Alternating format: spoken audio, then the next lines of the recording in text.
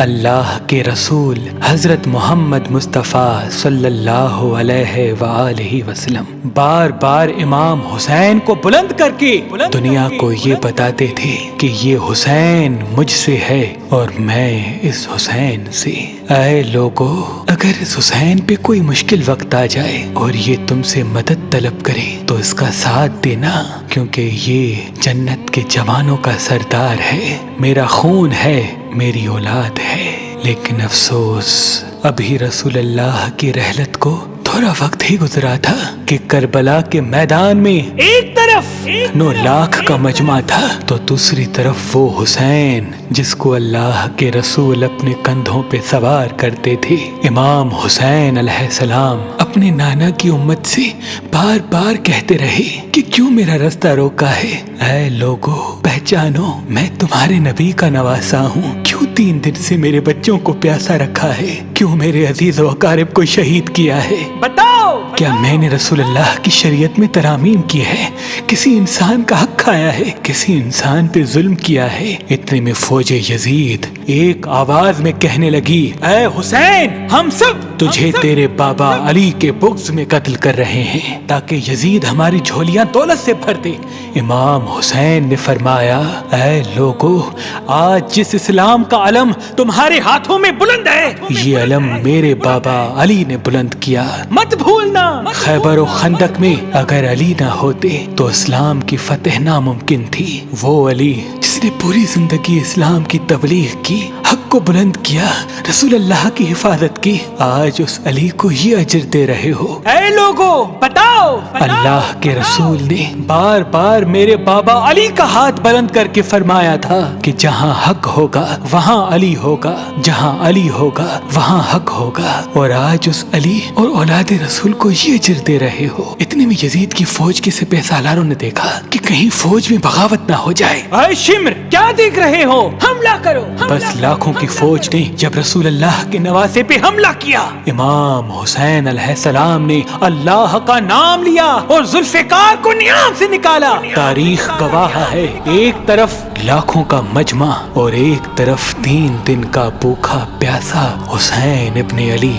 زمین پہ اس طرح کی جنگ پہلے کبھی نہیں دیکھی تھی کہ ایک تنہا انسان لاکھوں کے مجمع کو اس طرح سے فنار کر رہا ہے کہ فوج اشکیا واپس پلٹ کے بھاگنے لگی۔ امام حسین فوج یزید سے مخاطب ہو کے فرماتے ہیں، آؤ، 3 دن کے بھوکے کی جنگ دیکھو، 3 دن کے پیاسے کی جنگ دیکھو، رسول کے اس نواسے کی جنگ دیکھو، اس کی جنگ دیکھو جس کا جوان بھائی مارا گیا، جس کے جوان بیٹے کو نظروں کے سامنے قتل کیا گیا، جس نے اپنے ہی ہاتھوں سے اپنے بچے کی قبر بنائی۔ امام حسین شیر کی طرح فوج یزید سے لڑ رہے ہیں۔ اتنے میں آواز غیب آتی ہے، حسین، تیرا اللہ تجھ سے راضی ہوا۔ بس اس صدا کا سننا تھا، امام حسین علیہ السلام نے اپنی ذوالفقار کو تھام لیا۔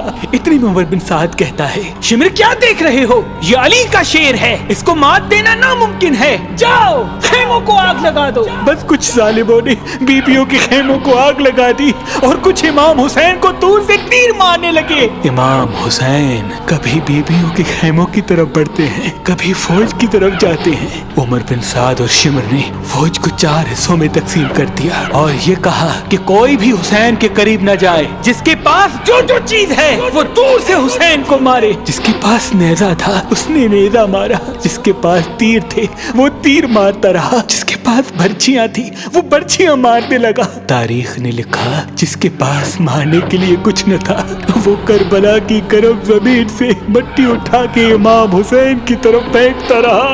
امام حسین کے جسم مبارک پہ ہزاروں زخم لگتے رہے، آپ کے جسم مبارک پر اتنے تیر تھے کہ آپ کا جسم مبارک نظر تک نہیں آ رہا تھا۔ بس جیسے ہی نواسا رسول گھوڑے کی سینگ سے زمین پہ آتے ہیں، فوج یزید यजीद झूमना शुरू कर देती है। लेकिन इतने में वो घोड़ा जिस पे आप सवारी किया करते थे वो इमाम हुसैन के चारों तरफ घूमना शुरू कर देता है ताकि इन तीरों से मैं अपने आका हुसैन को बचा लूं। वो घोड़ा दौड़ ही रहा था। इतने में उमर बिन साद ने कहा, ऐ लोगो रुको, मैंने अपनी आंखों से देखा था इस घोड़े पे अल्लाह के रसूल सवारी करते थे, कहीं तीर इस घोड़े को न लगे। और यूं तीरों को चलाना बंद किया गया।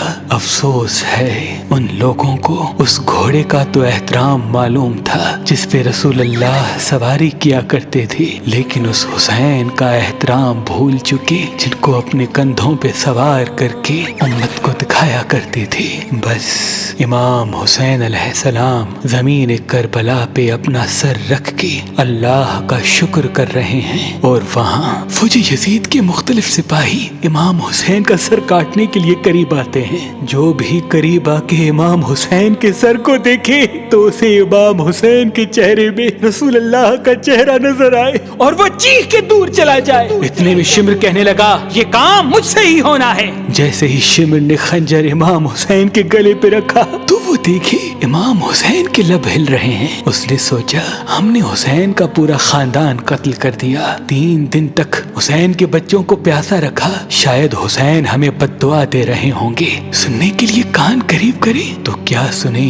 इमाम हुसैन अलैहिस्सलाम अल्लाह की दरबार में अल्लाह की नेमतों का शुक्र कर रहे हैं कि ऐ अल्लाह तेरा शुक्र है कि इस अजीम इम्तिहान के लिए तूने इस हुसैन को चुना। इतने में इमाम हुसैन ने आंखें खोली और शिमर से कहा, ऐ शिमर, क्या तू नहीं जानता मैं रसूल अल्लाह का नवासा हूँ, जन्नत का सरदार हूँ, हक पे हूँ, बेजुर्म हूँ। शिमर ने कहा, हाँ मुझे मालूम है। फिर आपने फरमाया, तो क्यों कत्ल कर रहे हो? शिमर ने कहा, ताकि यजीद मेरी झोली दुनियावी दौलत से भर दे। बस ये कहते कहते शिमर इमाम हुसैन का गला काटता रहा और फौजी यजीद मुसलसल झूमती रही। इमाम हुसैन के सर कलम होने के बाद सादात को लूटा गया। इमाम हुसैन के सर मुबारक को नोके सिना पे बुलंद कर दिया। बीबी सकीना को तमाचे मारने लगे। रसूल अल्लाह की नवासियों के सरों से चादर को लूट लिया और इमाम हुसैन के जिस्म मुबारक की तौहीन करने लगे।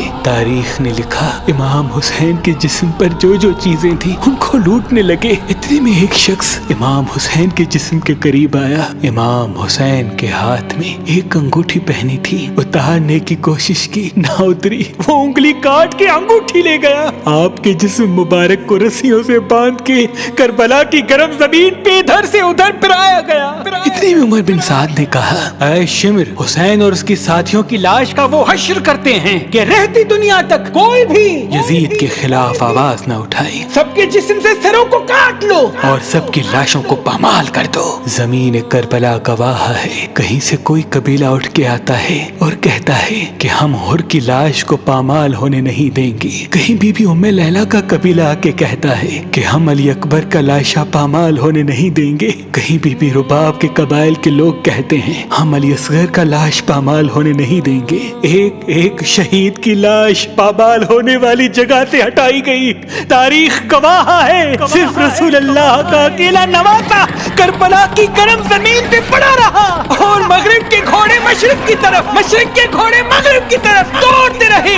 इमाम हुसैन का जिस्म पामाल होता रहा। इमाम जाफर सादिक अलैहिस्सलाम फरमाते हैं, मेरा सलाम हो मेरे उस गरीब दादा पर जिसकी लाश को इस तरह से पामाल किया गया कि उनकी दाईं पसलियां बाईं पसलियों की तरफ चली गई और बाईं पसलियां दाईं पसलियों की तरफ चली गई, जिनका सीना और पुश्त एक साथ हो गया। सलाम हो मेरे उस बेवतन दादा हुसैन पर जिनके जिस्म मुबारक के टुकड़ों को जमीन करबला पे बिखेरा गया।